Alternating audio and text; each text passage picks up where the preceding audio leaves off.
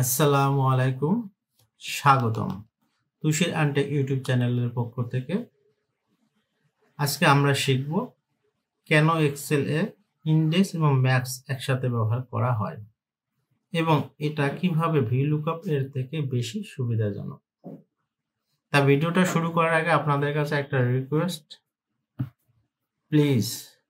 Please আমার চ্যানেলটি subscribe করবেন এবং পাশে থাকা বেল আইকনটি অন করবেন। ইতিপূর্বে যারা চ্যানেলটি সাবস্ক্রাইব করেছেন তাদেরকে অসংখ্য ধন্যবাদ। তাহলে চলুন মূল ভিডিওটা শুরু করি।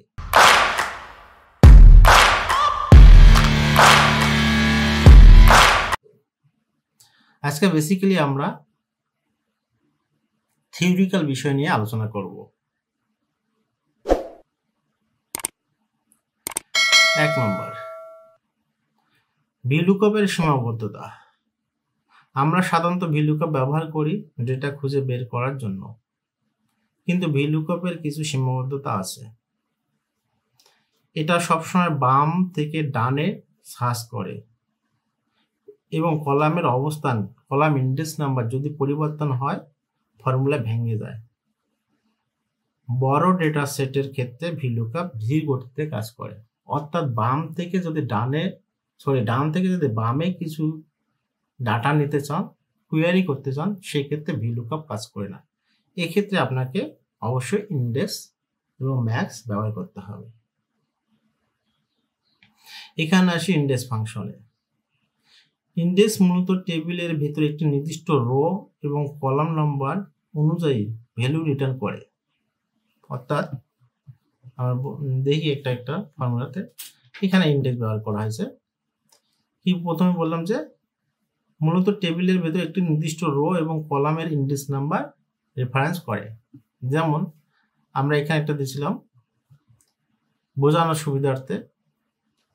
আমি এখানে চাচ্ছি যে হচ্ছে প্রোডাকশনের 3 নম্বর কলাম এবং 2 নম্বর রো, এইভাবে যাতে দেখে দিয়েছিলাম, তাতে মানটা আমরা কি চাইছিলাম, যে এসেনশিয়ালে কত নম্বর পজিশনে আছে সেটা কিন্তু ও বের করে দিচ্ছে।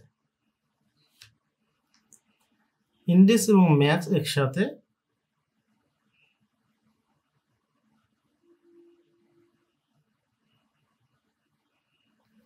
ম্যাক্স ভ্যালু বলে দেয়। এরপরে আমরা ম্যাক্স জানতে হবে। ম্যাক্স ভ্যালু বলে দেয় কোন ভ্যালু তালিকার কত নম্বর পজিশনে আছে।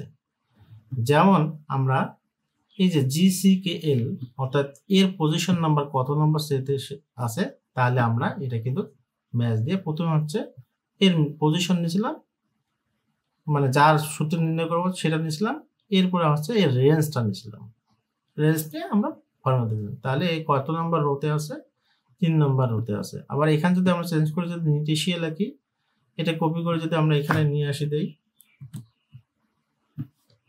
এই জায়গায় যদি আমরা দেই, তাহলে ওর পজিশন নাম্বার চলে আসছে, 4 নম্বর পজিশনে আছে। এটা তৈরি করে দেয়। এরপর আমাদেরকে জানতে হবে ইন্ডেক্স এবং ম্যাক্স একসাথে কেন ব্যবহার করব। প্রথমে আমরা কি করলাম, একটা ইন্ডেক্স এবং ম্যাক্স আলাদা আলাদা করে ব্যবহার করলাম। এখানে হচ্ছে আসল ম্যাজিক, অর্থাৎ ইন্ডেক্স এবং ম্যাক্স ব্যবহার করার আসল ম্যাজিক এই জায়গায়। ইন্ডেক্স এবং ম্যাক্স একসাথে ব্যবহার করলে আমরা ভিলুকআপের সেই সীমাবদ্ধতা কাটিয়ে উঠতে পারি। প্রথমে যেটা ইনস্ট্রাকশনে বলেছিলাম যে ডান দিক থেকে যদি বামে কোনো ডাটা সার্চ করতে হয়, সেক্ষেত্রে ভিলুকআপ কাজ করে না। এই সীমাবদ্ধতা দূর করতে পারি।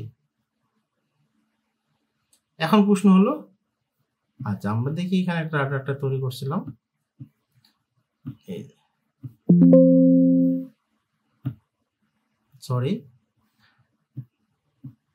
আমরা ভিলুকআপ বা ইন্ডেক্স এবং ম্যাক্স এবং অলরেডি অনেক ভিডিও দিয়ে দিয়েছিলাম, এটা আমরা দিয়েছিলাম।